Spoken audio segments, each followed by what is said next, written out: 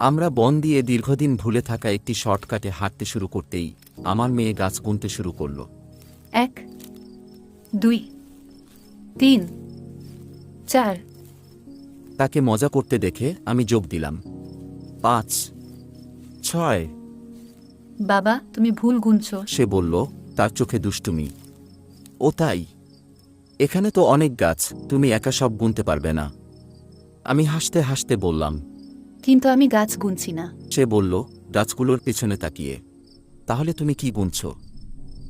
তাদের। সে বলল, গাছগুলোর পেছনে থাকা ছায়াগুলোর দিকে ইঙ্গিত করে।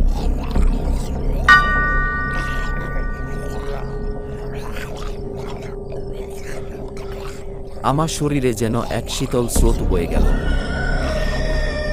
আমি বনটির মাঝখানে দাঁড়িয়ে আমার মেয়ের হাত শক্ত করে ধরলাম।